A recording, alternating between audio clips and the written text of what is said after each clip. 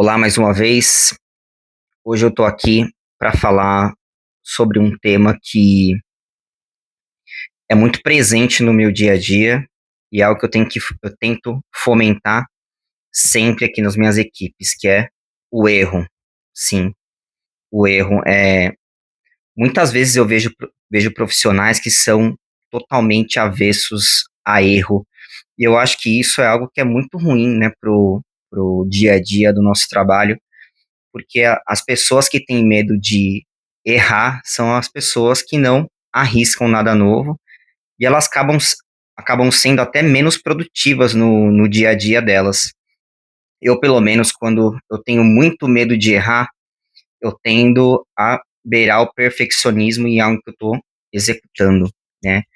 E a gente sabe que o feito é melhor do que o perfeito.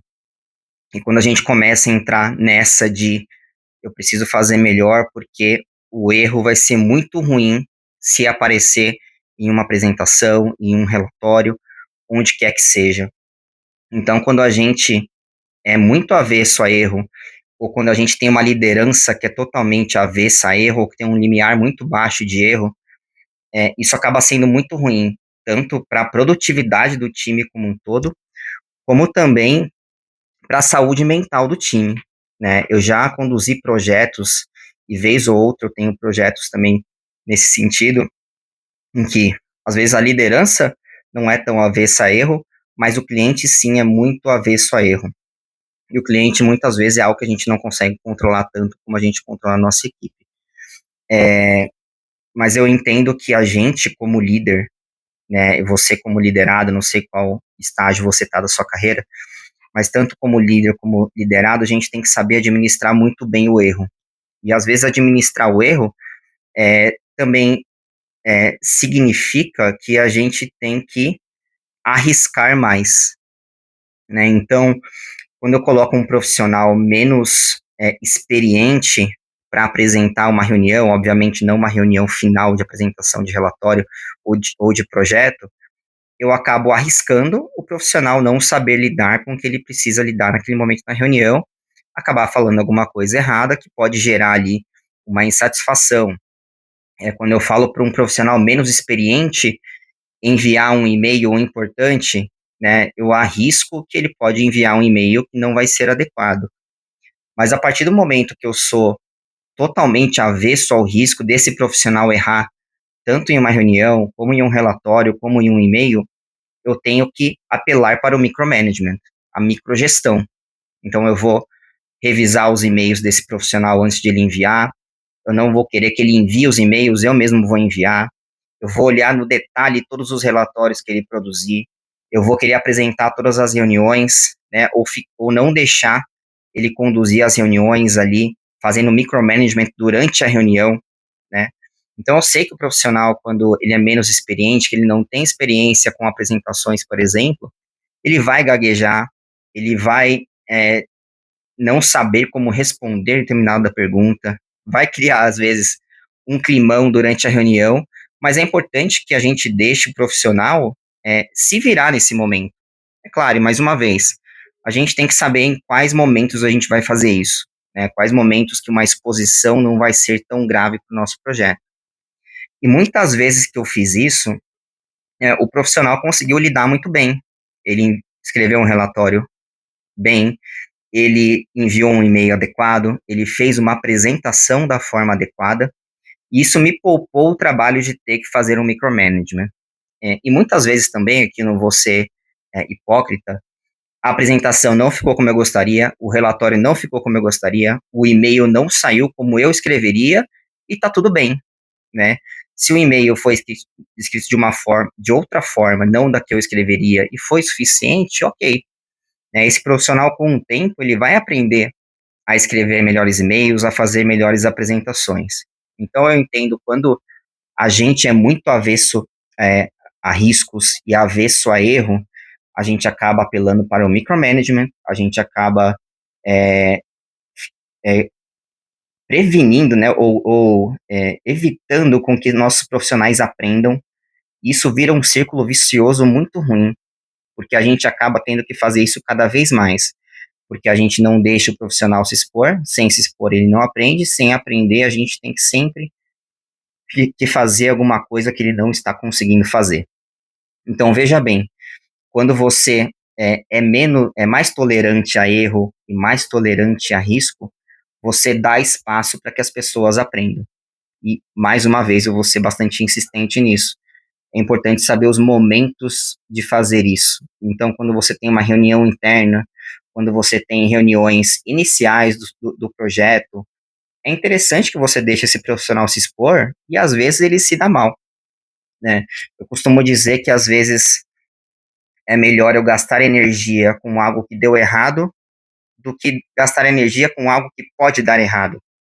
Então, por exemplo, se eu deixo esse profissional enviar 10 e-mails importantes, e desses 10 e-mails, 9 ele envia perfeitamente, e o 10º ele envia alguma coisa errada, ele fala alguma coisa errada, envia para a pessoa errada, e esse e-mail dá um problema, eu vou entrar como gestor para corrigir esse único e-mail, corrigir essa situação.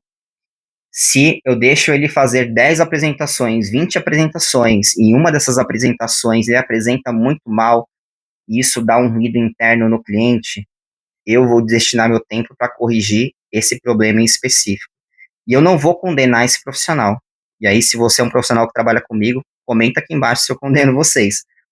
Mas eu não vou condenar esse profissional porque meu papel como líder é esse, orientar as pessoas, fazer com que elas tenham a orientação necessária para que elas conduzam da forma adequada, mas depois soltar e deixar elas se virarem de acordo com aquilo que eu treinei.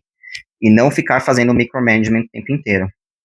Então, eu tento conduzir dessa forma, tá? Muitas vezes não dá certo, de fato, muitas vezes eu tenho dor de cabeça, eu tenho que parar para corrigir uma situação com o cliente, mas eu vejo que a energia que eu gasto para corrigir essas situações pontuais, ela é muito menor do que a energia que eu gastaria se eu fosse fazer o micromanagement de cada uma das funções que esse profissional tem que executar. E eu entendo que a gente sendo mais tolerante a erro, os profissionais eles ficam muito mais tranquilos, eles tentam inovar mais e eles se preocupam mais em fazer um trabalho adequado, né? Eu, pelo menos, quando eu tenho um gestor muito avesso a erro, isso é muito ruim para minha saúde mental. Isso é muito ruim para o meu dia a dia. Eu tendo a trabalhar mais tenso. Quando eu termino meu expediente, eu nunca acho que eu fiz o suficiente.